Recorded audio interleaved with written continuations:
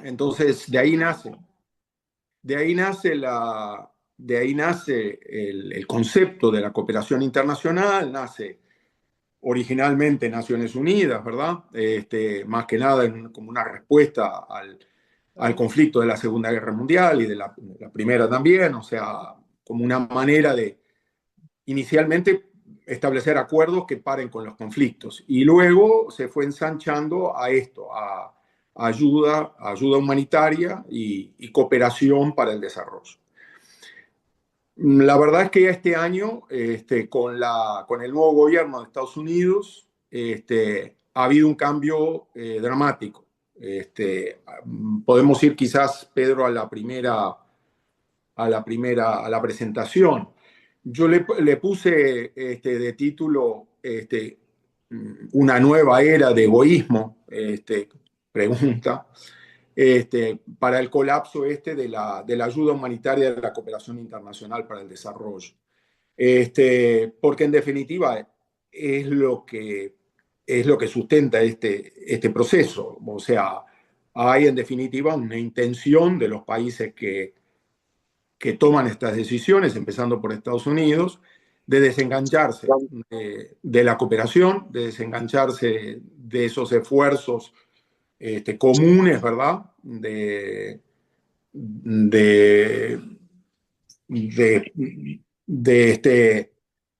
me parece, Pedro, que no está saliendo ahí, que no está saliendo la pantalla, capaz que tenés que poner la presentación, como quedamos, eh, la presentación misma y ahí sí compartir la pantalla, si podés. La presentación está saliendo. Mientras tú hablabas, la presentación Ah, estaba... está saliendo. No, porque a mí me salió una participante y entonces me quedé medio Ah, nervioso. Está perfecto. dale Entonces, nomás. entonces yo decía, lo que ha pasado es en definitiva, este proceso empezó con el nuevo gobierno de Trump a principios de este año, ya a partir de febrero, un proceso liderado por así llamado el Departamento de Eficiencia Gubernamental, liderado por Elon Musk, que entró de una manera bastante brutal a recortar el presupuesto americano sin consultar al Congreso, sin acuerdos de ningún tipo, simplemente unilateral y masivo. Una de sus primeras decisiones ni siquiera estaba en el plan de gobierno de Trump. Todo indica que Elon Musk lo tomó prácticamente como una decisión propia consultada con Trump. Cortaron completamente el presupuesto y la existencia, echaron a todo el mundo a la calle de la Agencia Americana para el Desarrollo, USAID. La Agencia Americana para el Desarrollo, bueno, Estados Unidos es, ahí como aparece allí, Estados Unidos es el principal, o era, el principal donante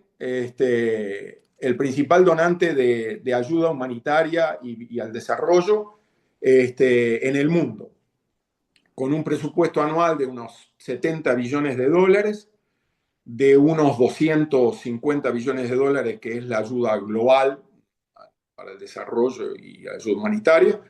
Estados Unidos representa la parte preponderante de esa ayuda, de la misma manera que representa el 25% del presupuesto de Naciones Unidas, seguido no tan de lejos por China con un 20% y después sí de lejos por casi todos los otros países con un dígito, digamos, de participación en el presupuesto. Entonces, la decisión de Estados Unidos de salirse de esto realmente fue decisivo. O sea, ha destruido el acuerdo básico de cooperación y tuvo un impacto inmediato sobre los siguientes, los demás países, que ahora ahí les voy a comentar. Este, el USAID maneja más o menos, manejaba el 70% de la ayuda de Estados Unidos, de esos 70 billones de dólares, que dicho sea de paso, actualmente representan alrededor del 1%, 1,2% del presupuesto, o sea, es muy pequeña porción del presupuesto. Hay algunos países que tienen más que eso, pero sí, ese es el promedio, digamos, de los países donantes, es en el entorno del 1% del presupuesto. O sea que para ningún país representa una cantidad importante.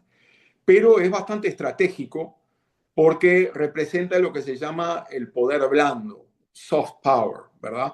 En el sentido de que, bueno, ustedes se imaginan, en un país en crisis, los países donantes que están donando dinero para ayudar a la crisis, para mantener alimentada a la gente en campos de desplazados, para dar apoyo a la resolución de un conflicto, a un acuerdo de paz, para mandar observadores militares para tratar de reducir la violencia en ciertas zonas de un país. Obviamente, los representantes de los países que financian esos esfuerzos reciben audiencia rápidamente con las autoridades locales, que los gobiernos, digamos, los ven como lo que son, como gente que está ayudando a los países en crisis en momentos importantes. Entonces, eso genera lo que se llama eso, un soft power, ¿verdad? Un poder blando que es importante para los países y que de alguna manera representa la parte, digamos, de compensación, o sea, esta ayuda humanitaria no es así, una cosa totalmente desinteresada, ¿verdad? Los países lo hacen con un concepto de, bueno, yo doy y ustedes me devuelven, pero la devolución es más que nada en atención, acceso, buena voluntad, negociaciones, etcétera, y por eso se habla de- del, por eso se habla del poder blando. ¿Seguimos bien? Seguimos bien. No.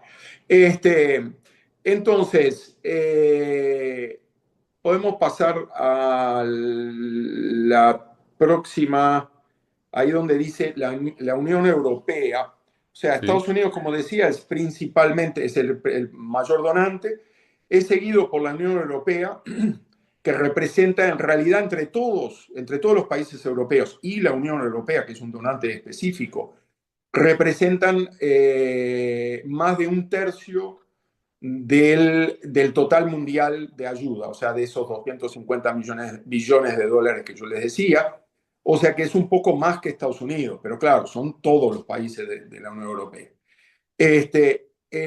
Lo dramático de la decisión de Estados Unidos es que no se tomó aisladamente solo recortar la ayuda humanitaria al desarrollo, sino que también Estados Unidos en la misma movida decidió terminar con todo el apoyo militar a Europa y los apoyos y las garantías de apoyo de seguridad.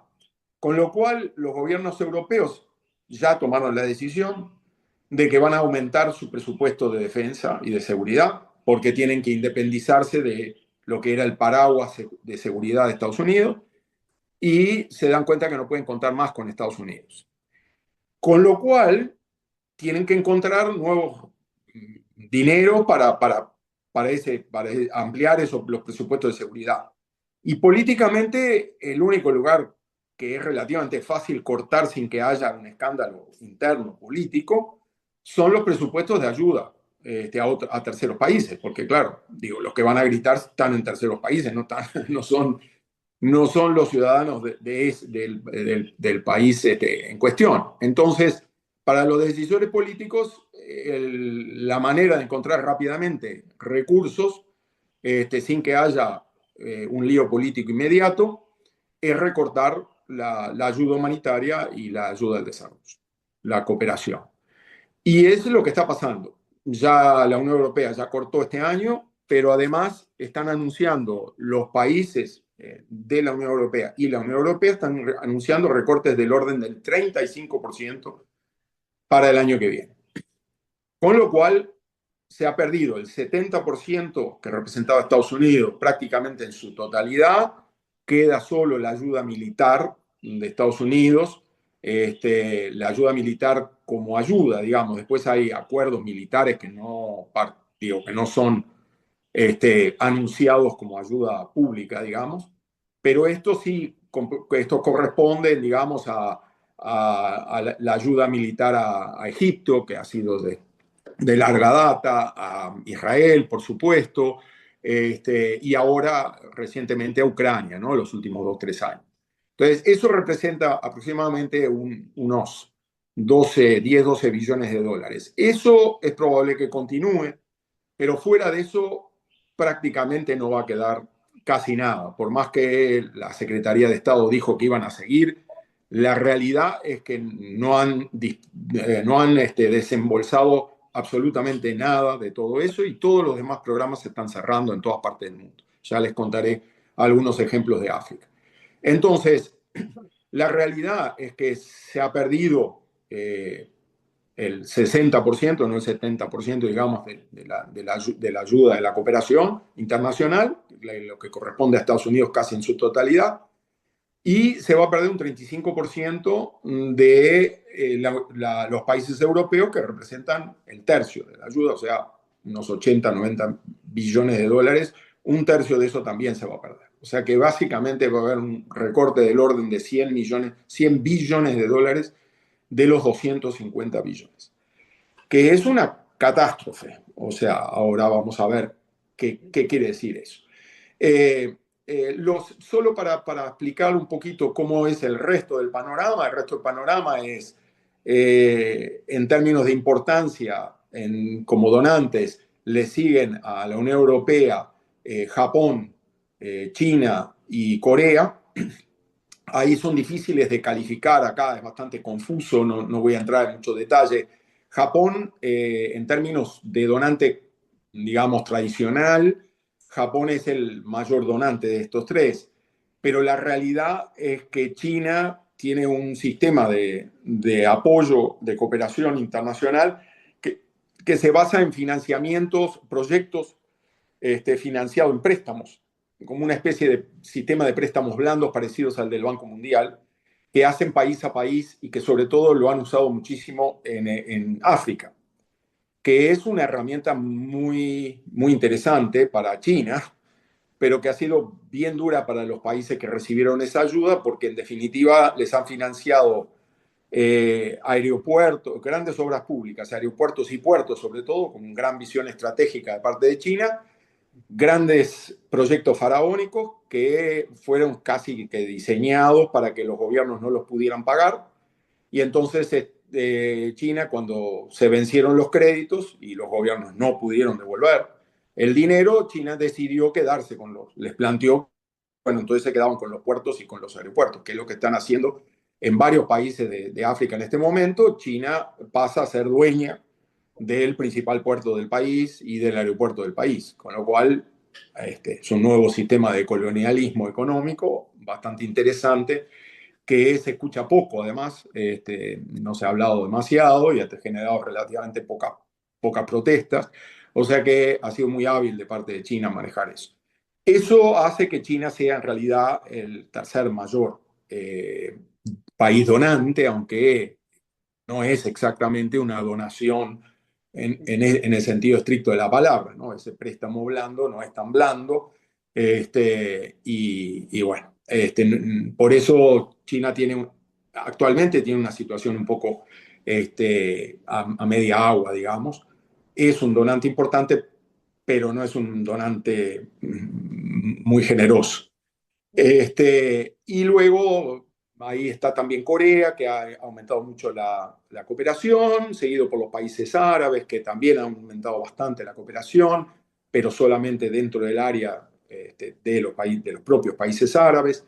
Este, y bueno, y así, India tiene una cooperación, pero es muy regional, subregional. Turquía está empezando a desarrollar algunas líneas también para ejercer ese poder blando dentro de la zona, digamos, de Medio Oriente, en su región.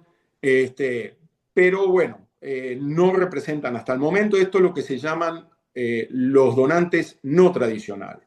Los donantes tradicionales son Estados Unidos y los países de la OECD, básicamente los países europeos. Y esos son los que representan eso, los 2/3, digamos, de la ayuda humanitaria y para el desarrollo. Pasamos a la próxima. Esto es los 250 billones de dólares anuales, es aproximadamente el monto de la ayuda humanitaria y el desarrollo, con todos los peros que yo les explicaba. O sea, es muy difícil ponerse de acuerdo en esta cifra, pero para que se entienda más o menos el volumen de lo que estamos hablando. Y la siguiente slide es donde yo quería ya contarles, empecé a contarles un poquito sobre el efecto del gobierno de Trump. Ahí dice, como en febrero del 25, entraron a recortar Trump y su Doge, ese departamento que crearon, cerró efectivamente USAID y eso ha llevado, y el recorte masivo de ayuda de Estados Unidos, pero además el recorte a los gastos de defensa compartidos con los europeos ha llevado a que Europa también vaya a recortar su propia ayuda humanitaria, anuncia grandes cortes del orden del 35% para el año próximo. Entonces, siguiente slide, la pregunta es si lo que estamos viendo es una nueva era de involución respecto de la cooperación internacional. Estamos viendo una era podríamos llamarla de egoísmo, o sea, cada país por sí mismo. Y la cooperación deja de ser aparentemente un tema de la agenda internacional para muchos países que estaban muy investidos en eso y que habían hecho grandes esfuerzos, que venían haciendo grandes esfuerzos. Estados Unidos ya había dado, incluso en la primera presidencia de Trump, ya había dado indicaciones de que no pensaba cooperar para nada, ya se había salido de varias agencias de Naciones Unidas, de inmediato, no bien asumió Trump, se salió de la Agencia Mundial de la Salud, se bajó de UNICEF, obviamente dejó y cerró todo el financiamiento a UNRWA, la Agencia de Cooperación de Apoyo a los Palestinos, y luego cortó USAID. Lo que está pasando ahora es que todavía no se sabe, todavía no ha habido una decisión sobre si va a cortar también, por lo pronto no lo ha pagado el presupuesto que paga Estados Unidos a Naciones Unidas, que es el 25% del presupuesto de Naciones Unidas, o sea, la cooperación más grande y es el ancla, digamos, del financiamiento de Naciones Unidas. Hasta ahora no lo ha pagado y hay poca perspectiva de que lo pague. Tan es así que calladamente y sin hacer ninguna declaración, las principales agencias de Naciones Unidas se están yendo de Nueva York. O sea, ya UNICEF ya se fue, se está levantando campamento, abandonaron sus oficinas, están moviendo a su personal, se están yendo para Nairobi en el caso de UNICEF y están pensando otras capitales, algunas en África, algo en Cairo, otros en Estambul. En fin, están buscando, algunos tienen base, ya tenían oficinas en Ginebra, donde es la base de las agencias de cooperación humanitaria desde siempre, pero el tema básicamente es no solo salirse de Estados Unidos, porque incluso ahora tanta la amenaza de que muchos países no van a tener más visa y es probable que junto con el recorte presupuestal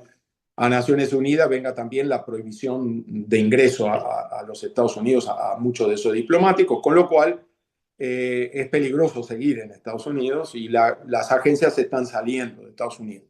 Pero además están tratando de irse a países más baratos, o sea, tratar de recortar gastos.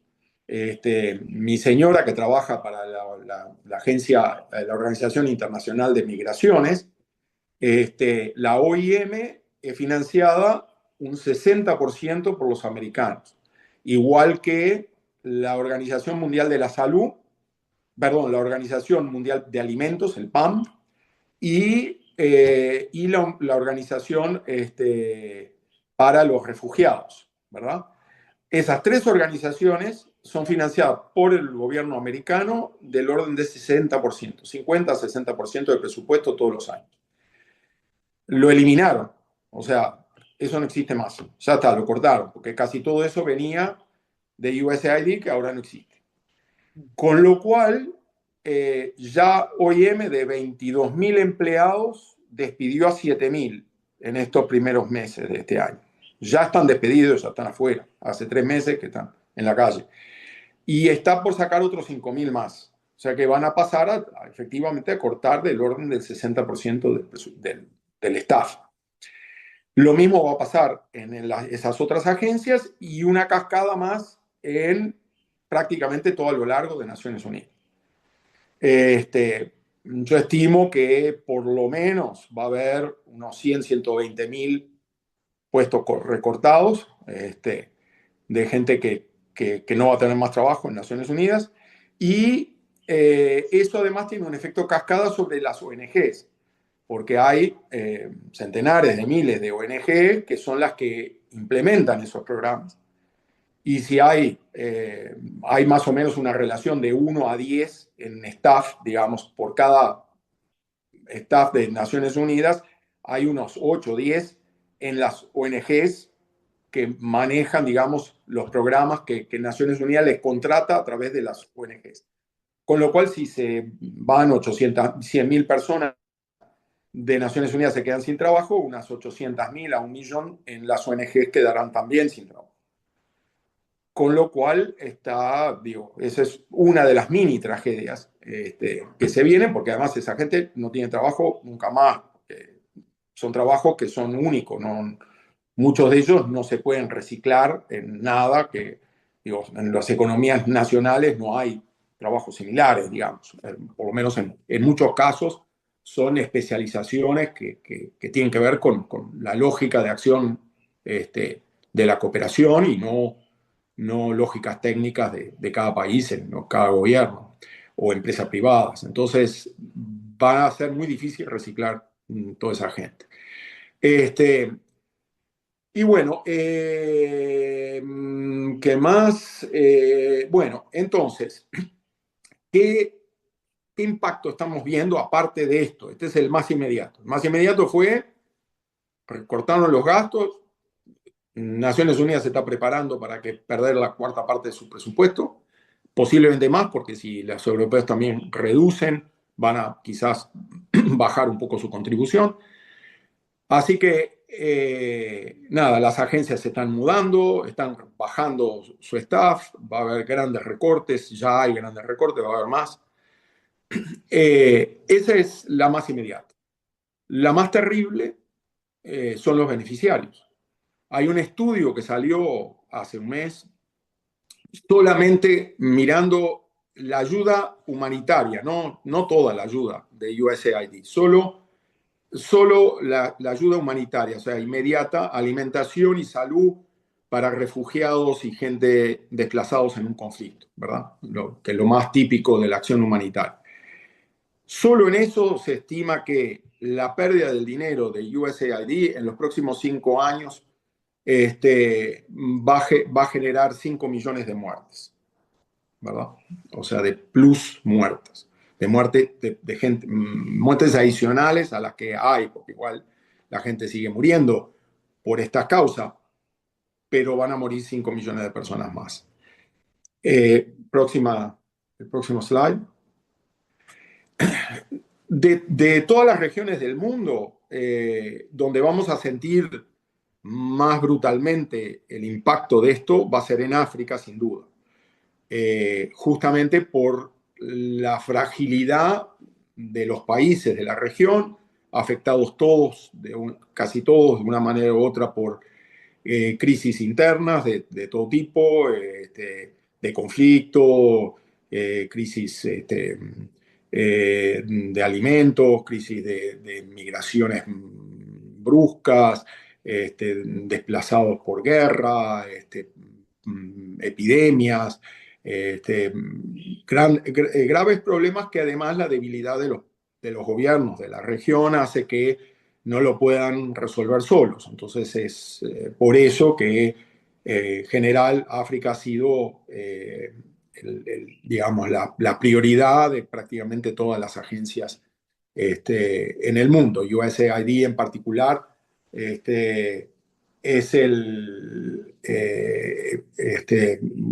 contribuye 12 billones de dólares de sus 60 billones a África y de la ayuda global, el 27% de la ayuda global, o sea, prácticamente un tercio de la ayuda global del mundo, o sea, aquellos 250 billones de dólares que yo les decía, van para África. O sea, que en África es donde se va a sentir la mayor parte del impacto de estos recortes.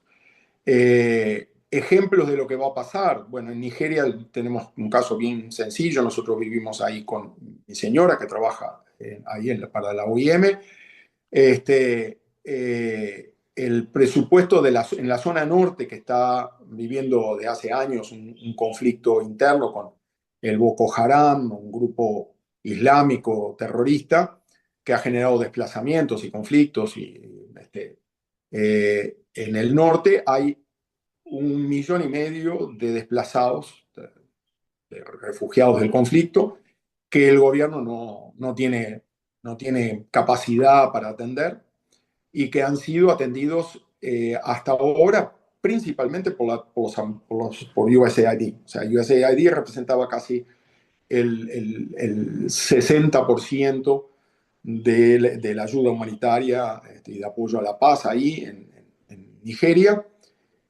Y bueno, se han cerrado los programas, están todos cerrados, todos los programas de alimentación, todo está todo cerrado.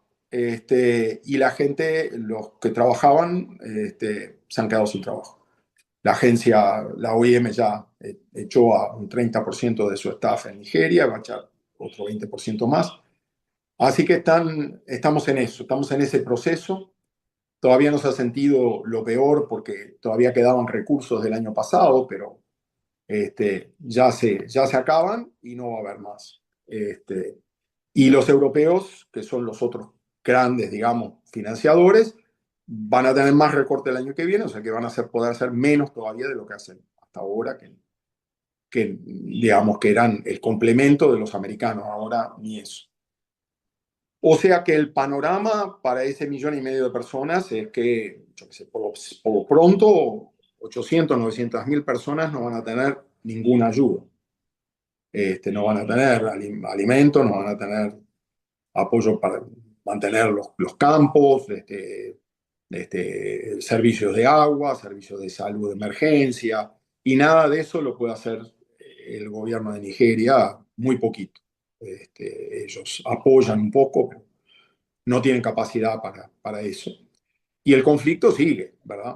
Que además hay muchos programas de apoyo a la reducción del conflicto, para reintegrar a la gente, a los jóvenes que se están metiendo en esos grupos, para sacarlos de allí, tratar de desmontar esos grupos islámicos, reintegrando a esos jóvenes a la vida civil. Esos programas también se recortan.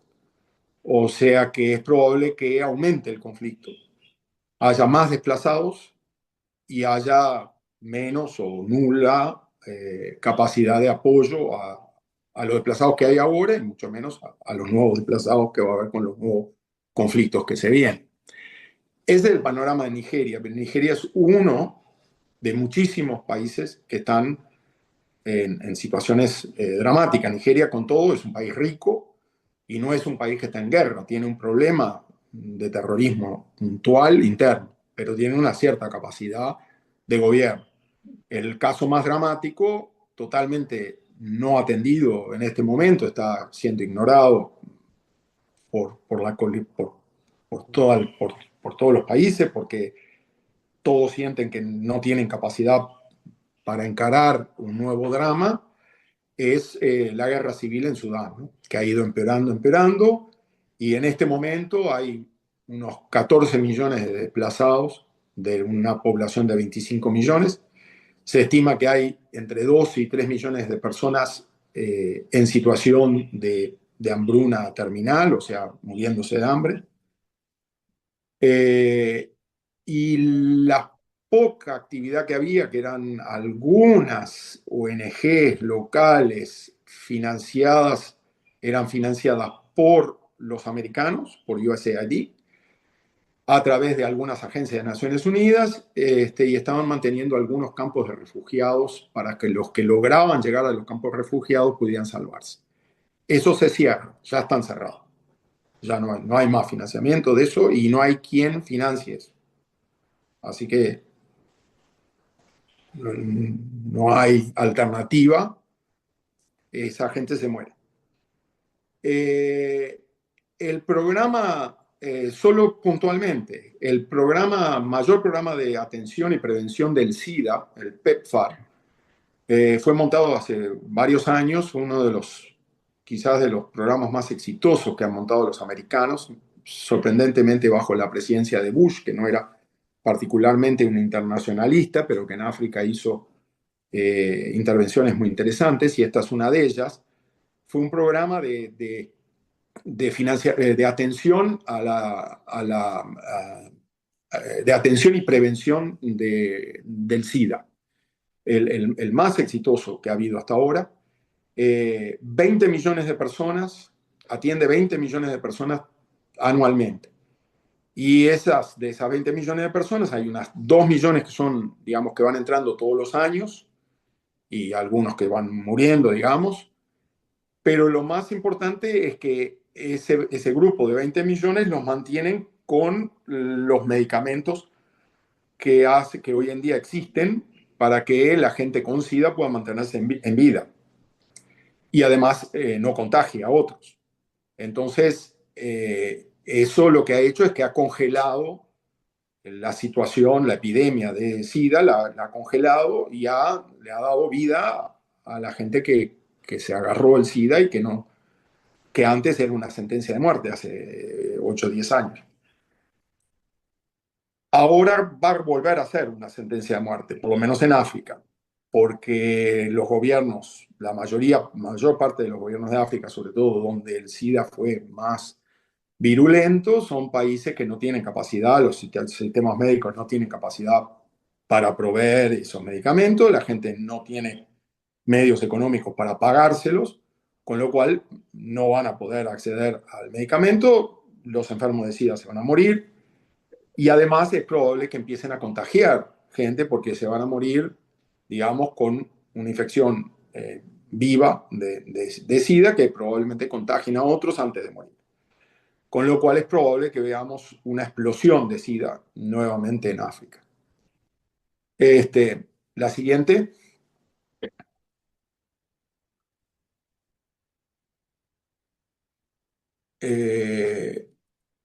Entonces,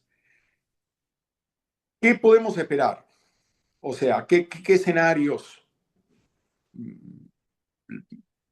se ven, digamos, frente a esta situación dramática? Para mí hay esencialmente dos opciones. Una que yo llamo colapso y caos, y otra, una ocupación del espacio de poder blando que tenían los donantes tradicionales, que se ha ocupado por donantes no tradicionales, ¿verdad? Entonces, esa sería aparentemente la más positiva. Próximo slide. Entonces, ahí lo que en la primera opción, que es nadie entra en ese espacio, o sea, esto colapsa, y nada, nada, la gente empieza a morir, los gobiernos que están en crisis no pueden resolver las crisis empeoran, los conflictos aumentan, No va a haber mediación, no va a haber observadores, no va a haber mitigación del conflicto, no va a haber atención médica para los desplazados, no va a haber alimentación para los que sufren de hambre, etcétera, etcétera. Entonces, eso lo que tiene un efecto bola de nieve, o sea, claramente eso empeora, como yo les decía, lo de Nigeria, que es previsible, empeora la desestabilización interna, digamos, de cada país, con lo cual los conflictos aumentan, se desplazan a más gente, hay más gente en situación de crisis, hay más necesidades y seguimos frente a una incapacidad de respuesta, con lo cual simplemente entramos en una bola de nieve de conflictividad y de crisis, con un escenario, digamos, de creciente caos interno en los países inestables y una pérdida, al mismo tiempo, una pérdida de poder blando. O sea, los países poderosos, Estados Unidos, países europeos y otros, pierden las herramientas que antes tenían para influenciar a otros países y conseguir de manera más o menos amable que consigan lo que pretenden, digamos, lo que quieren que esos países hagan. Y, digamos, favor por favor, nosotros los ayudamos con esto, ustedes ayuden a nuestros empresarios, abran las puertas para no sé qué, arreglemos este problema de comercio, en fin. Ese poder blando desaparece, no hay más negociaciones de este tipo. Con lo cual, no solo aumentan las crisis internas en los países que están en crisis, sino que además los países poderosos no tienen más poder blando, solo tienen poder duro. Con lo cual, lo más probable es que las próximas negociaciones con los países menos poderosos sean, abran el mercado, los invadimos. Digo, les mandamos, no sé, un ejército, como se hacía antes, ¿no? O sea, volvemos a un esquema muchísimo más, potencialmente mucho más duro, y más peligroso. Entonces, ese es el escenario ese que yo digo, caos o colapso. Y la alternativa, el otro escenario es que, bueno, que en la penúltima slide, que el escenario alternativo que parece más estable y constructivo sería la emergencia de estos nuevos actores. Yo decía China, los BRICS, ¿verdad? Ahí hay un potencial, digamos, de asunción de responsabilidades por parte de los BRICS, ¿verdad?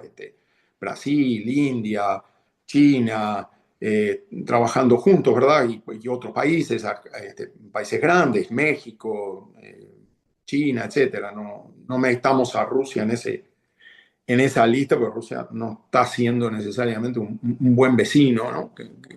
Pero los otros países podrían perfectamente asumir un rol más protagónico, y tratar de llenar, aunque sea parcialmente, ese vacío.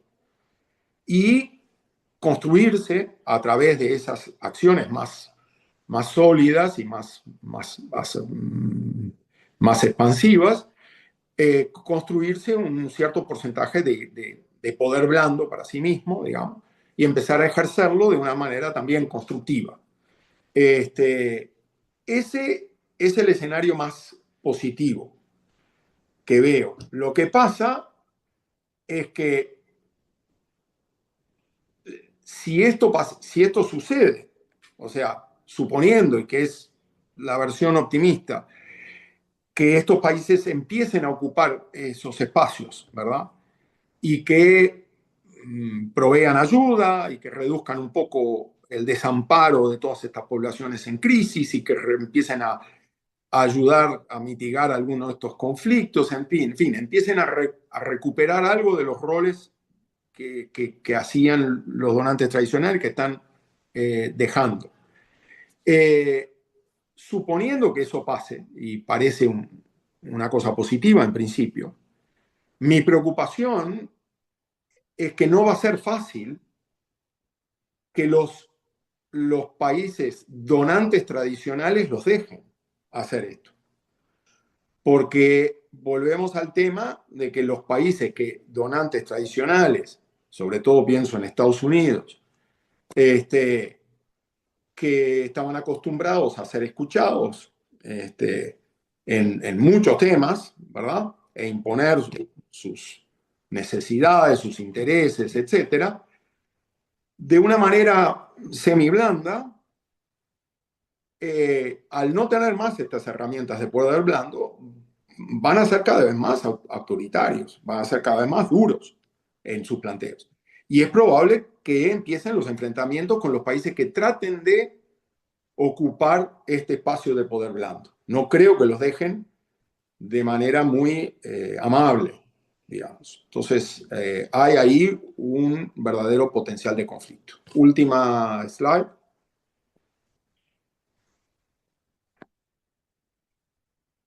Entonces, yo lo que veo y presiento y me preocupa principalmente es que este proceso que se está dando en Estados Unidos, que ha creado este desenganche, esta nueva era de egoísmo como línea política, digamos, de acción política frente al resto del mundo, de Estados Unidos y que está teniendo un cierto eco a nivel de Europa, donde Europa ve que tiene que ocuparse principalmente de ellos mismos porque están siendo amenazados, es también objetivamente una realidad. Tienen la guerra de Rusia y Ucrania, la tienen al lado, ¿no?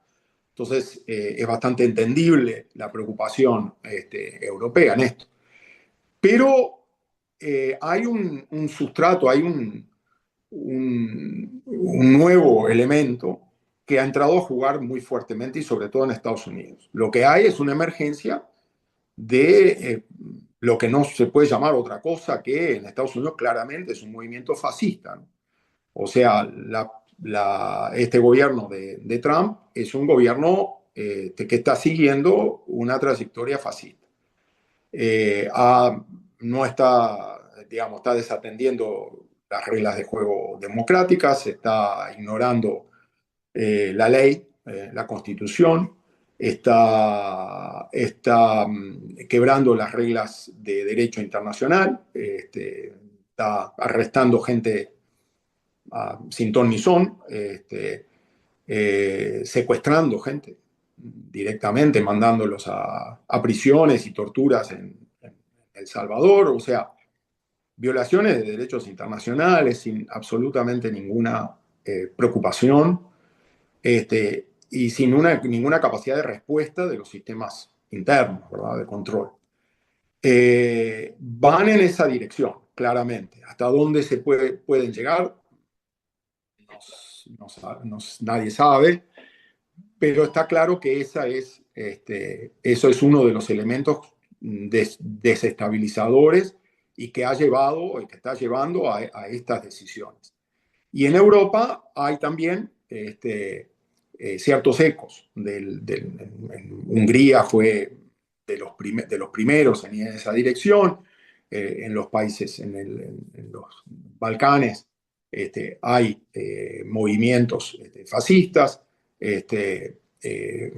La propia Italia ha tenido una elección que en realidad ha resultado más bien centrista, no particularmente desestabilizadora, pero hay una especie de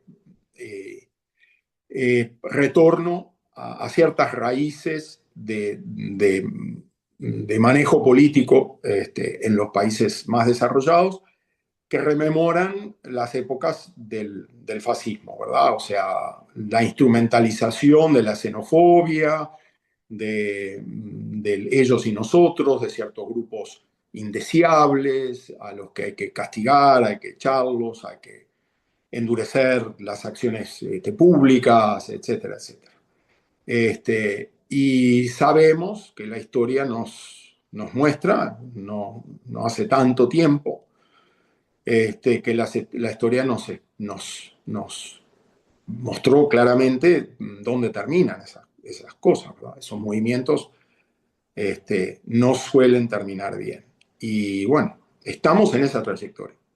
Eso, lo que yo diría es, bueno, esa es mi preocupación y la dejo con ustedes también. No sé si querían abrir a preguntas, aclaraciones, comentarios. Sí, déjame limpiar acá, poner esto en orden. Ahí está. Ah, Te vemos y ahí nos ves. sí, perfecto. Bien. Opiniones, consultas, dudas, aclaraciones. Una pregunta o algo. Bueno, yo una. Eh,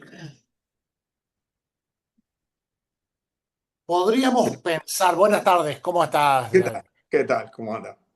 Bien, muchas gracias primero, muchas gracias por esta posibilidad de encontrarnos nuevamente. Y espero que Gracias no a sea, ustedes. esperamos que no sea la última. Gracias a ustedes. Encantado. Escúchame, Mm. ¿esto no sería como levantarle un centro a China para que en vez de China donar, se quede con los países que justamente son los que, sobre todo en África? Bueno, yo decía, China ha tenido, ha sido muy inteligente en su manejo, ¿no?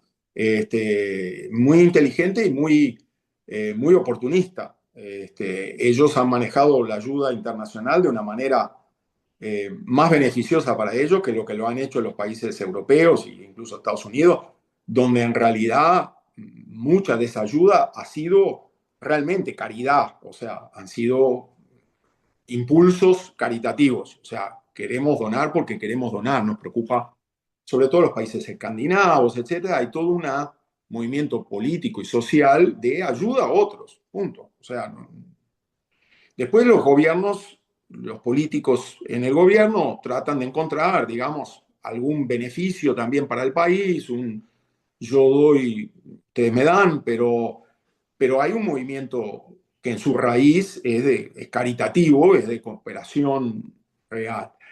Los chinos no han sido muy así, o sea, los chinos han sido bastante, bueno, los chinos yo creo que son, en realidad, culturalmente son probablemente los únicos verdaderos capitalistas que existen en el mundo, ¿no? O sea, son verdaderos capitalistas, tienen claro cómo funciona y cómo debería funcionar el capitalismo y han sido muy exitosos en hacerlo funcionar.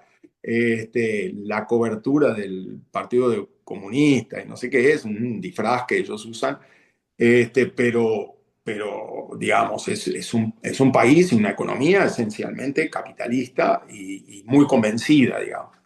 Y la acción que han tenido en África ha sido así, brutalmente capitalista. O sea, ellos fueron, venimos a ayudar. ¿Qué quieren? Ay, no, y el puerto y el aeropuerto y nadie nos financia porque Banco Mundial nos pone condiciones difíciles y habla de la corrupción y yo qué sé, entonces no podemos. Bueno, no, nosotros no hay problema, nosotros le damos. Pero eso sí, lo financiamos nosotros, lo construyen empresas chinas, vienen solo chinos, armamos tienen todo, o sea, tienen grupos ahí en gran parte de África, usted se encuentra supermercados chinos, campos de construcción llenos de chinos. O sea, con el dinero chino se hacen cosas por los chinos, para los chinos. Y después, bueno, está, el aeropuerto ahora lo pueden usar. Nosotros también tenemos acuerdos comerciales, usamos el puerto y el aeropuerto para beneficiarnos del comercio, pero además ustedes nos tienen que pagar el trabajo ese que nosotros contratamos empresas chinas para hacer. Y si no nos pagan, nos quedamos con el puerto y con el aeropuerto, que es lo que están haciendo. Entonces, han sido ya bastante claritos que los chinos no juegan. Entonces, sí, efectivamente, yo creo que es bastante claro que los chinos van a ocupar ese espacio. Ya lo están haciendo, ya hay movidas. Ellos a nivel político ya están aumentando su agencia de cooperación, ya están haciendo ruido en Naciones Unidas, que ellos van a aumentar su participación. O sea, ya están ocupando espacios, están claramente ocupando espacios. Y no lo van a hacer en un esquema demasiado benevolente. Y esa es mi preocupación. Mi preocupación es, bueno, sí, pero ¿y Estados Unidos, sobre todo bajo un régimen protofascista, los va a dejar a los chinos que se conviertan en los mandamases en África, en Asia? O sea, en algún momento van a empezar a tener, digo, ya tienen choques fuertes. Puede haber más choques en el futuro. Entonces, esa es mi preocupación. Eso es lo que yo veo que no va a ser fácil, digamos. No va a haber una transición sencilla de, bueno, alcanza con que los donantes no tradicionales ocupen el espacio de los tradicionales. Digo, si Brasil se mete en la brecha y expande bajo gobiernos internacionalistas, se expande su acción de cooperación internacional, en principio va a ser positivo y bienvenido. Digo, no le veo demasiados aspectos negativos. Lo de China me parece más preocupante porque va a generar un conflicto. ¿Hay preguntas? Si no, yo tengo una. Yo también. Sí, Tu país, o sea, donde tú estás viviendo, sí, es uno de los países más ricos de África. exacto. ¿Puedes hablar un poquitito, nos puedes hablar o contar un poquitito sobre la influencia que tiene en Europa, sobre todo en el famoso oleoducto que está bordeando África, que tiene más de 6.000 kilómetros para distribuir petróleo en Europa? Sí, bueno, a ver, Nigeria es eso, es uno de los países más ricos de África, dentro de los países más ricos en el mundo, en realidad. Lo que pasa es que es un clásico ejemplo de la maldición del petróleo, ¿no? Clásico ejemplo, donde lo peor que le puede pasar a un país es ser rico en petróleo, porque donde dependa exclusivamente del petróleo para su desarrollo, no tiene desarrollo. O sea, automáticamente genera gobiernos corruptos y gobiernos autoritarios que no reparten nada de la riqueza que acumula el país. Y eso es el caso de Nigeria. Lo que pasa es que efectivamente hay dos puntas acá de impacto geopolítico de Nigeria. Por un lado, el petróleo y el interés de los países desarrollados importadores de petróleo de acceder al petróleo de Nigeria. Por otro lado, las proyecciones de población. Nigeria está yendo en la dirección de convertirse en el país para finales de este milenio, el país más poblado del mundo, pasando a China y a India, arriba de 1 billón de personas, porque es de los pocos países que no ha parado de crecer y que no va a parar de crecer según todas las proyecciones poblacionales. Tiene 350 millones de personas, o sea, del tamaño de Brasil, pero va a pasar los 1.000 millones según las proyecciones. Eso lo que hace es que sea una especie de bomba poblacional, porque Europa se ve venir una avalancha de refugiados de Nigeria y de toda esa zona subsahariana, que ya han tenido un impacto brutal, incluso desde el punto de vista no solo económico, pero sobre todo político en Europa, y bueno, están aterrados de eso. Y con cierta razón, o sea, es un problema muy serio que hay. Y es la razón por la que muchos de estos países están en Nigeria apoyando el gobierno nigeriano, tratando de conseguir poder blando para poder influenciar las políticas nigerianas para que, digamos, para que no haya una huida despavorida y masiva de centenares de millones de personas de Nigeria hacia los países más desarrollados, que los puede llegar a colapsar. Entonces, esa es la mayor preocupación, más que el tema del petróleo. El petróleo en Nigeria en realidad sale, no hay por oleoductos, ellos salen, se embarcan ahí en el Golfo, ¿no? Es en el Golfo de Guinea, de donde sale el petróleo nigeriano, y en realidad siempre ha sido, digamos, vía empresas europeas y americanas que han manejado, digamos, que han negociado siempre con el gobierno nigeriano en la extracción y comercialización del petróleo. Y Nigeria ha sido siempre un actor relativamente pacífico dentro de los productores de petróleo, básicamente porque ha sido bien comprado, digamos, por los países poderosos, ¿verdad? O sea, le han pagado a los sucesivos gobiernos nigerianos billones y billones de dólares en coimas para, para mantener gobiernos pasivos. O sea, eso ha habido varios escándalos de presidentes previos que desaparecieron con 2 billones de dólares el anterior y 3 billones de dólares el otro. O sea, hay una larga historia de estafas de parte de los gobiernos nigerianos. O sea que es una historia sórdida que va a seguir siendo sórdida mientras haya petróleo. Lo mejor que le puede pasar a Nigeria es que se le acabe el petróleo pronto. Pero claro, el desafío es esa explosión poblacional que, bueno, que nadie sabe bien cómo se puede manejar. Graciela. Bien, muchas gracias. Silvia. Buenas tardes, muchas gracias por su exposición.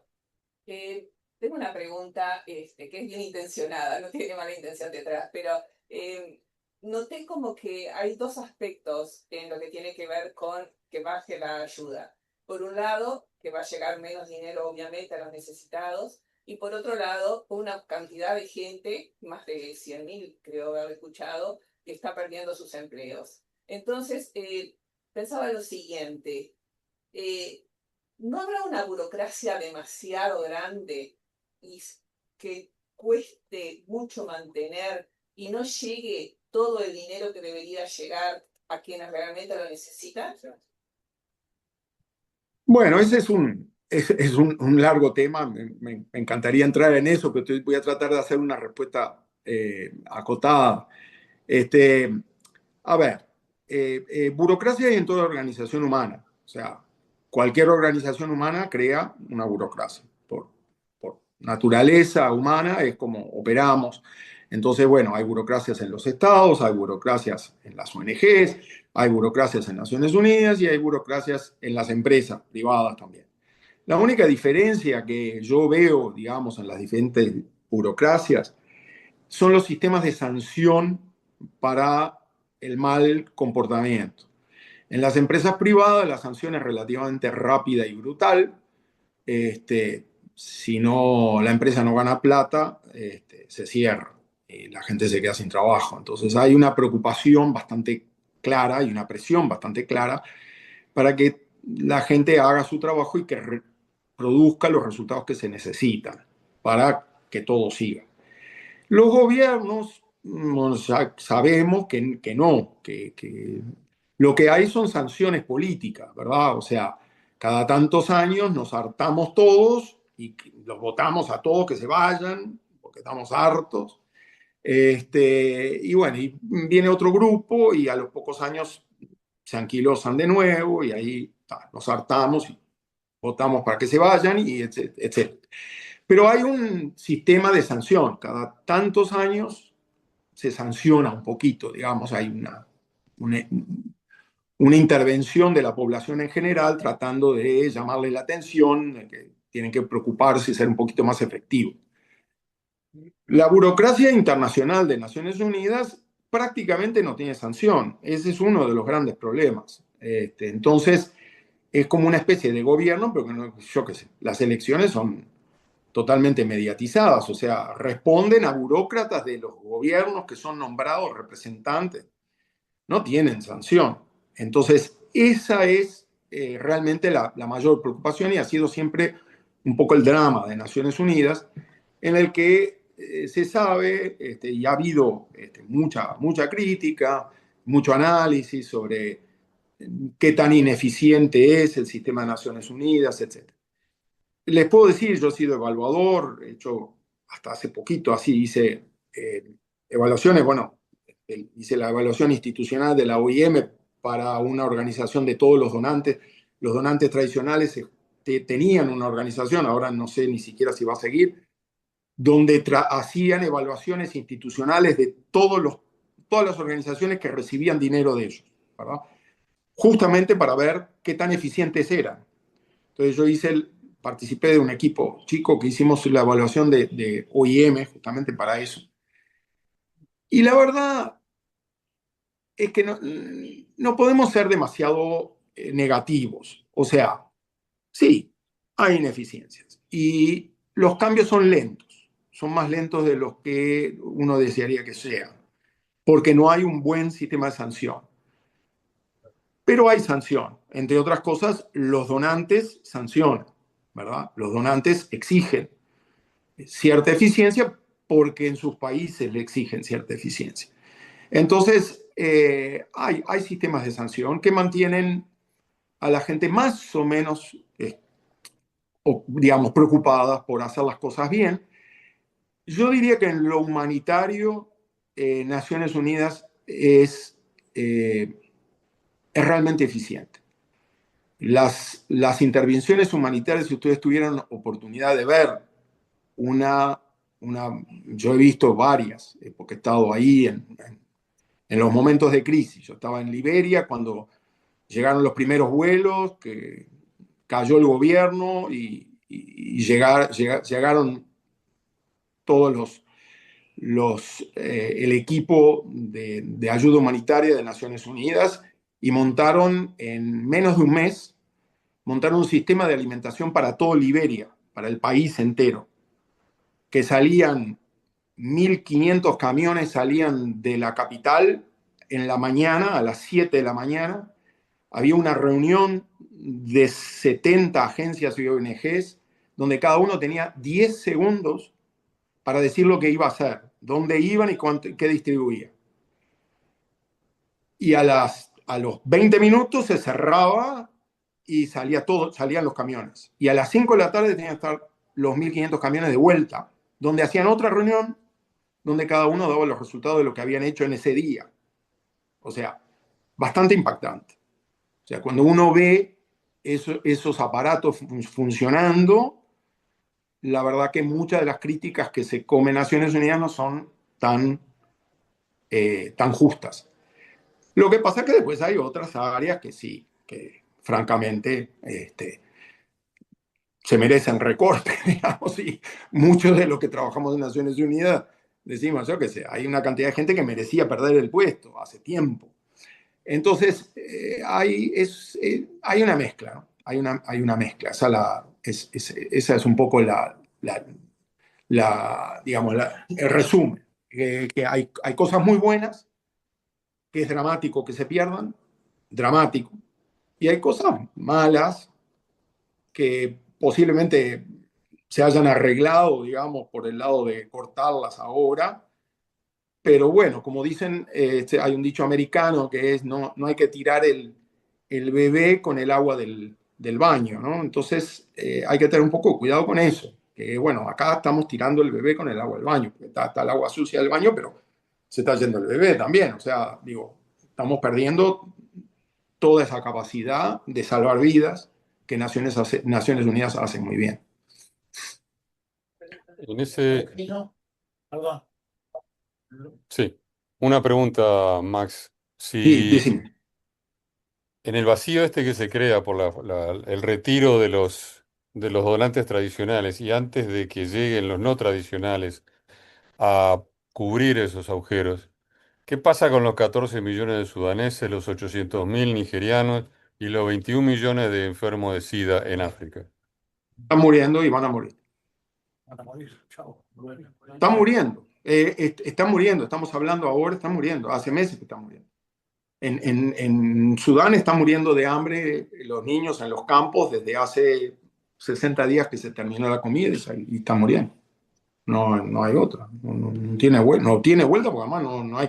Porque además había ONGs sudanesas que ya no existen porque la gente, yo lo conozco bien, yo viví y trabajé 9 años en Sudán, tengo muchos amigos allí, tengo sudaneses que han perdido gran parte de su familia.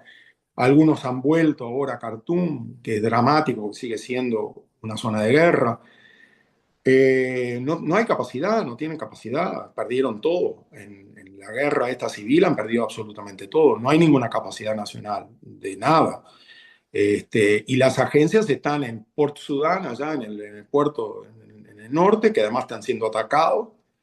Las agencias de Naciones Unidas y algunas pocas ONGs, y prácticamente sin financiamiento. Entonces, yo qué sé, llegar ahí, llega, llega poco y nada, poco y nada. Ya era escasísimo lo que estaba pasando, era una alerta roja que, claro, como estaba Ucrania y estaba Gaza en el candelero y con todas las alertas rojas, obviamente Sudán ha quedado medio olvidado, pero ya de hace un par de años. Pero, pero en este momento esos conflictos olvidados son no sé, tierra de muerte. O sea, la gente está muriendo y van a morir.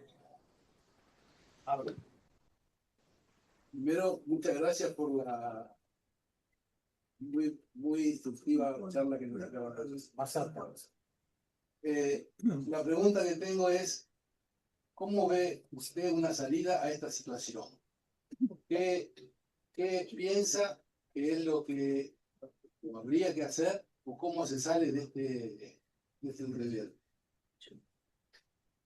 Y bueno, como yo decía, el único escenario medianamente positivo y el deseable, digamos, es que los donantes no tradicionales se suban. O sea, digan, acá estamos, ¿verdad? Se hagan presentes. Y pienso en países como, yo les hablo ahora de Brasil, pienso en países como Brasil, como India, como México, como, en fin, países que no son los países tradicionales, no, donan, pero poco, y no son activos, ¿verdad? Hola. Sí, para un poquito que acá hubo algún. Ah, algo se cortó. Sí, Entonces, eh, pero te escuchamos, así que sigo, dale sigo, nomás. sigo. Entonces, que no son, digamos, no son actores importantes, ese es el tema. Son actores secundarios que siempre que han estado conformes con tener un rol de segunda porque de alguna manera no gastan tanta plata y entonces, bueno, logran lo que quieren, que es tener buen acceso a los gobiernos, que los vean como influencias positivas, pero sin gastar, sin poner mucho dinero, ¿verdad? Entonces están contentos con dejar que los europeos, que los americanos pongan la mayor parte del dinero. Eso es lo que va a tener que cambiar. O sea, que lo que va a tener que cambiar es que, yo qué sé, ahora alguien va a tener que agarrar esa papa caliente, ¿verdad? Alguien va a tener que poner la cara bueno, y estos niños que se están muriendo, vamos a seguir no haciendo nada. O sea, nadie va a hacer nada por el conflicto en Sudán. Nadie va a encarar el tema del SIDA en África y vamos a tener otra pandemia de SIDA en el mundo. O sea, entonces, ahí es donde está el desafío. Yo creo que sí, que hay un interés, y yo les decía, ya las primeras reacciones de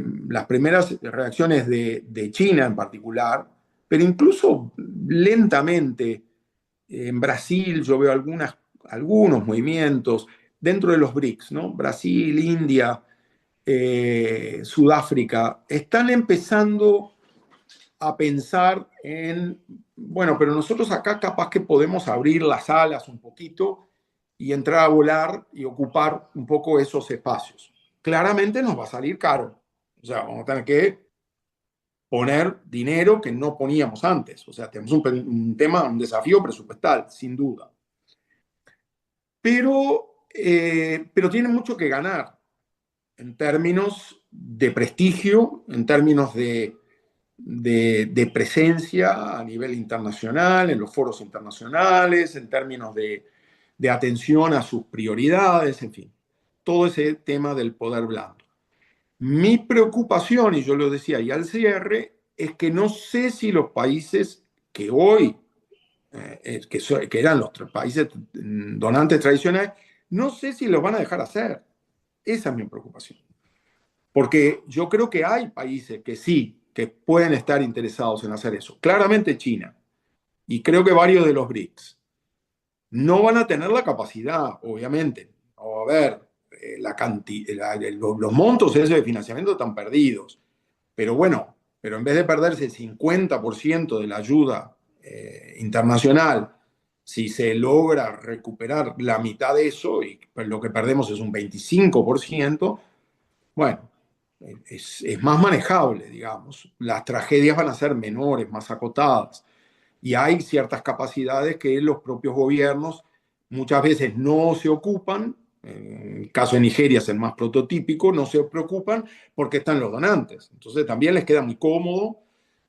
Bueno, pues acá están los donantes, paguen ellos quieren porque quieren que nosotros le demos favores. Entonces, bueno, ahí vayan y ocúpense de esta gente, que es muy típico de lo que hace el gobierno nigeriano, porque el gobierno nigeriano no tiene problema de plata, no se ocupa porque no tienen ganas, porque están muy ocupados en comprarse sus castillos en Europa y sus grandes caserones ahí en lagos para vivir, y sus helicópteros y yo qué sé, para vivir en su jet set loco, pero tienen el dinero para ocuparse de toda esta gente. Lo tienen, no necesitan de los donantes. Lo que no tienen es capacidad porque no tienen interés. Ese es el problema. Entonces, hay muchos países que pueden hacer más. Y yo creo que también va a pasar eso. O sea, a lo que desaparece, yo creo que Nigeria va a ser un caso prototípico de eso. Ahora todas estas cosas le cayeron en la falda al gobierno. Bueno, el gobierno, yo qué sé, si se hacen los distraídos, van a cobrar, porque la gente va a salir a la calle, va a entrar a gritar. Los nigerianos no son una gente muy callada, son bastante bravos y va a haber protestas serias si el gobierno no hace algo. Entonces, va a haber varios países que van a tener que mejorar su propia respuesta y descansarse menos en lo que hacían antes de los donantes tradicionales. Y va a haber varios países que pueden ocupar y tienen interés en ocupar un espacio de donante no tradicional para ocupar ese espacio y adquirir ese poder blando que les puede interesar y les puede servir. Pero va a haber un recorte, eso sin duda. Hay que ver digamos, si ese recorte no es tan dramático como lo que parece ahora. A ver, enseguida te digo. Muy cortita. Sí, Nos quedamos o me quedo con un dejo muy pesimista de lo que puede ser el futuro, evidentemente. Pero de cualquier manera, esta situación en particular, como tú dijiste al comienzo, es por efecto del gobierno de Trump. eso. A Trump le quedan 2 años. No, yo creo que le quedan 8 o 10. Esa es mi preocupación. Bueno, Yo- esa es una yo- preocupación. Esa es mi preocupación, por eso yo puse la palabra fascismo en la última, Bueno, justo, porque, neofascismo, sí. porque es mi preocupación. Mi preocupación es que estamos viendo una posible entrada a una nueva etapa de fascismo a nivel internacional. Que va a trascender al gobierno de Trump. Que va a terminar potencialmente puede terminar en un golpe fascista en Estados Unidos, con un gobierno fascista. Trump no le quedan muchos años de vida. Trump Sí. comiendo Big Macs como come, si Dios quiere, muere pronto. Pero el tema, el tema es que hay un movimiento fascista, que no es Trump, Es mucho más que, es mucho más que. De cualquier manera, Eh, es el 25% de la población de Estados Unidos que lo votó.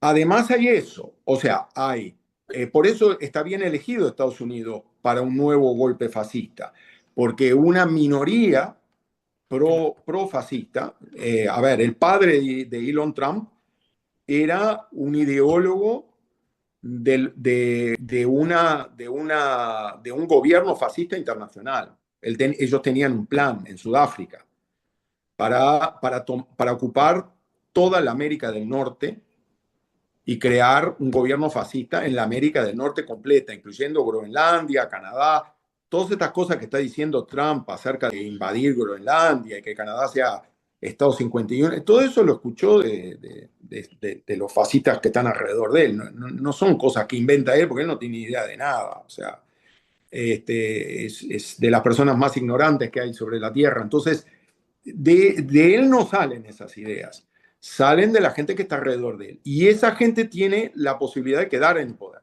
Y eso sí es muy preocupante. Okay. Esa me parece la preocupación principal que yo tengo, que el gobierno, que ese gobierno pueda perpetuarse, ¿verdad? Porque el fascismo no se va por una votación, ¿verdad? En Europa hubo que agarrar las armas. Tenemos problemas, Max, con un enchufe acá que está molestando. ¿Me están escuchando ahí? No. Ahora sí, sí, ¿Sí? sí. ¿Está? No, decía que el fascismo no sale por las urnas, ¿verdad? O sea, ese es el problema.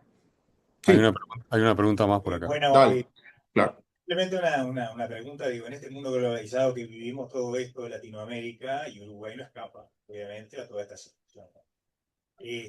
¿Cómo crees tú que eso nos va a perjudicar a nosotros? ¿Cómo nos va a afectar? Y Claro. el tema cuando tú dices de los BRICS, de Brasil podría ser un sustituto. Brasil con los problemas económicos que tiene, su inflación y todo, yo lo veo difícil. Y por otra parte, digo también, en este caso Trump lo tiene bastante en jaque a Brasil, usando la excusa de Bolsonaro por un tema de el impulso que le está dando los BRICS y sobre todo el uso. Sí. Es como que los Estados Unidos no van a permitir que en el patio trasero de ellos, lo mismo pasó en la Guerra Fría, que Exacto. el patio trasero de ellos se conquiste por parte de su enemigo natural hoy desde el punto de vista económico, que es China. Muchas Claro. gracias.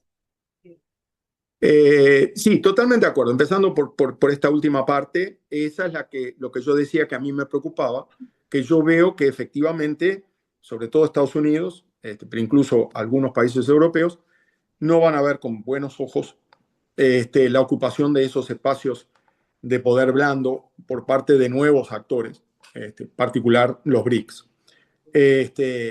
Y sí, va a haber resistencias, y va a haber resistencias duras, y ya las hay. O sea, ese movimiento de Trump con las tarifas y no sé qué, con Brasil. Lo que pasa es que, a ver, de alguna manera, Trump es lo más fácil de este ataque fascista, digamos, porque Trump es lo más burro que hay. O sea, es el instrumento más brutal que tiene este movimiento fascista, en el sentido de que es una persona profundamente ignorante. Entonces, cuando él atacó a Canadá, ¿verdad? Él atacó a Trudeau y yo qué sé, de entrada nomás, amenazó con invadir Panamá, con invadir Groenlandia y con anexar Canadá. Ese fue su primer mes en el gobierno, ¿no? Entonces, Trudeau y el Partido Liberal canadiense estaban por perder las elecciones. O sea, pero lo perdían lejos. Había una oposición brutal y había una votación favorable a los conservadores que era justamente una especie de eco del movimiento pro-conservador que también llevó a Trump a la presidencia. Con la no votación, obviamente, que hay siempre en Estados Unidos, pero digo, hubo voto conservador. Y cuando Trump atacó a Trudeau, lo que sucedió fue que, pero invirtió rápidamente. En un mes, los liberales pasaron a liderar en las encuestas y los conservadores perdieron totalmente su apoyo porque los canadienses detestaron que Trump se metiera a decirles que los iba a anexar. Con lo cual votaron a un presidente liberal. O sea, los liberales ganaron, pero de lejos. De lejos, fue una masacre. O sea, Trump les hizo un enorme favor a los liberales. Y lo mismo está pasando ahora con Brasil. Si ustedes miraron las encuestas de opinión pública, Lula venía colapsado. O sea, la oposición a Lula era 60% en contra, 20% a favor. Eso antes de que Trump le mandara sus famosas cartas en el último mes. En un mes, Lula ahora tiene, tiene un rating favorable. O sea, hay más gente que apoya a Lula que tiene visión negativa de Lula. Pasó a favorable, estaba en menos 40, pasó a más 10. O sea, es exactamente lo que le pasó en Canadá. Y es posible que Trump haya, en esta movida, haya asegurado la reelección de Lula, ¿no? Claramente. Entonces, los BRICS no creo que le tengan demasiado miedo a Trump.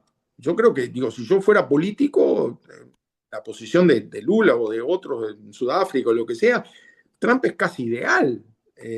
O sea, lo que yo quisiera es que me atacara, porque así aumento yo en las encuestas, ¿verdad? Y gano las elecciones, tomando una línea anti-Trump, que es bien popular cuando él hace esos ataques que son muy brutales, ¿verdad? Y que por lo tanto son resentidos por la población en general, que lo ve como una injerencia absolutamente inaceptable de un señor que quién se cree que es, etcétera, etcétera. Entonces, eso yo creo que eso hace que no sea demasiado peligroso, digamos, la postura negativa de Trump. Lo que pasa es que Trump no es el movimiento fascista. Trump es la cabecera, Trump es la cara, que funciona muy bien dentro de Estados Unidos, funciona muy mal fuera de Estados Unidos, porque nosotros todos nos damos cuenta quién es ese señor, y a ninguno nos cae demasiado bien, pero dentro de Estados Unidos Trump es una buena cara para ese fascismo. En el exterior no. Y yo creo que rápidamente el movimiento que hay en Estados Unidos va a pensar en sustituirlo. Y a mí lo que me preocupa es que no tienen intenciones de largar el poder. O sea, tal como se está planteando las cosas, el Partido Republicano, o más bien el movimiento MAGA de apoyo a Trump, el movimiento fascista de apoyo a Trump, están totalmente jugados a impedir que haya elecciones democráticas en el futuro y que siga este gobierno. Es más, los billonarios tienen, y eso quizás podemos tener una charla que es bastante interesante, yo recién lo estoy estudiando, hay toda una clique de billonarios que son los que financiaron el Heritage Foundation, que dio el programa para esta presidencia de Trump y financiaron la campaña de Trump y todo. Esos billonarios tienen una visión, tienen una estrategia política, que es de destruir la democracia. O sea, creen que la democracia es incompatible con la libertad, básicamente.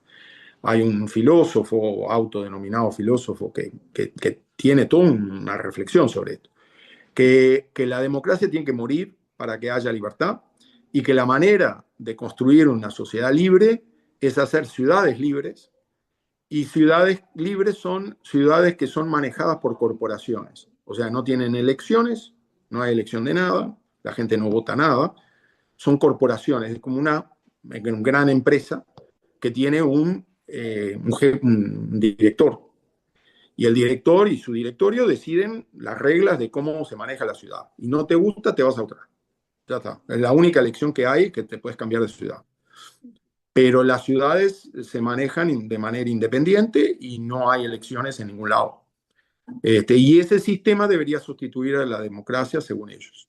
Y ya lo han probado. O sea, ya han creado 3 ciudades en América Central y tienen 3 o 4, creo, en Estados Unidos que ya están operando. Y son Thiel, Andreessen, Elon Musk no participó de eso, pero los apoya. Thiel es el de Palantir, que es una locura. Y esa gente está activamente financiando estas cosas y son billones de dólares, ¿no? Billones de dólares. Han creado ciudades en América Latina. O sea, es de cuidado. Es una situación, yo no soy, la verdad, yo soy congénitamente optimista, pero esta vez me tiene muy preocupada la situación. Lo único que yo diría, el único pronóstico que tengo para el Uruguay es no compren dólares, que el dólar colapsa, hagan colocaciones en pesos. Aparte de eso, no tengo ninguna idea en qué puede terminar esto. Ok, Yo creo que está, gracias. Lamentablemente estamos ya excedidos en el tiempo. dale. De cualquier manera, creo que llegamos a lo que ya vimos, una distopía. ¿Se acuerdan de la distopía de Orwell en 1984, que la vimos con Exactamente. Salón? Bueno, hemos llegado a eso, me parece, la distopía de 1984, de Orwell. Sí. Estamos en una etapa muy difícil, muy confusa. Y para el viernes que viene tenemos justamente, para no comprar dólares, comprar bitcoins, o sea, monedas virtuales. Es la charla que vamos a tener el viernes que viene. Muchas gracias. Muchas gracias. Bueno, perfecto. Bueno, muchísimas gracias. Un placer. Seguimos en contacto. Chao, chao. Muchas gracias, Max. Hablamos. Hasta luego a todos. Chao, chao.